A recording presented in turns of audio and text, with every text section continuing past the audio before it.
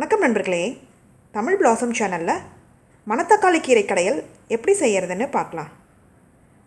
ஒரு மண்சட்டியில் 1.5 டம்ளர் தண்ணி ஊற்றிக்கலாம். இது நல்லா கொதிக்கட்டும். பாருங்கள், நல்லா கொதிக்குது. இப்போ கீரை ஒரு கட்டு போட்டுடலாம். மணத்தக்காளி கீரை இதில் நல்லா வதக்கி விடுங்க. அது அப்படியே நல்லா சுருண்டு வரும்.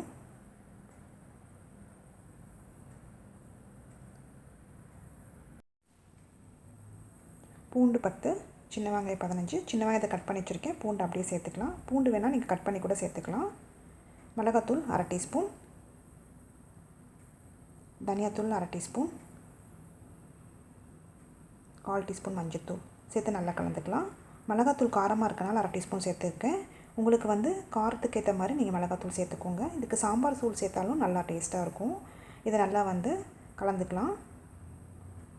கீரையை மூடி போட்டு மூட வேண்டாம், அப்படியே விடுங்க, சீக்கிரம் வெந்துடும். 1/2 டீஸ்பூன் ஜீரகம் சேர்த்து நல்லா கலந்து விட்டுக்கலாம். மீடியம் ஃப்ளேம்லேயே நல்லா வேகட்டும். இதில் ஏராளமான சத்துக்கள் இருக்குது. வாய்ப்புண்ணு, வயிற்று புண்ணெல்லாம் சரியாகும்.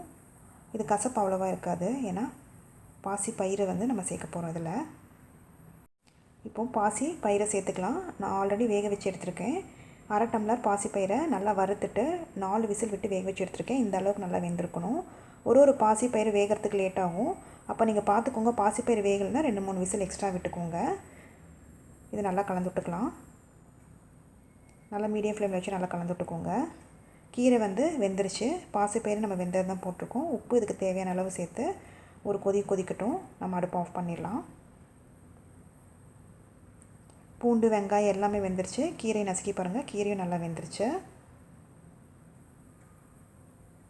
அடுப்பு ஆஃப் பண்ணிவிட்டு நம்ம கடைஞ்சிடலாம். கடையிற மத்து இருந்தாலும் கடைஞ்சிக்கோங்க, இல்லைன்னா பீட்டர் இருந்தாலும் பீட்டரில் பீட் பண்ணிக்கோங்க. இப்போ இது தாளித்து கொட்டிடலாம். 1 டீஸ்பூன் கடலெண்ணெய், 1/4 டீஸ்பூன் கடுகு, பெருங்காயத்தூள் சிறிதளவு சேர்த்துக்கலாம். சின்ன வெங்காயம் 3, கருவேப்பிலை கொஞ்சமாக சேர்த்து நம்ம தாளித்து ஊற்றிக்கலாம். இப்போ இதை நல்லா கலந்து விட்டுக்கோங்க. இப்போ இந்த பீட்டரால் நம்ம கடைஞ்சி எடுத்துக்கலாம்.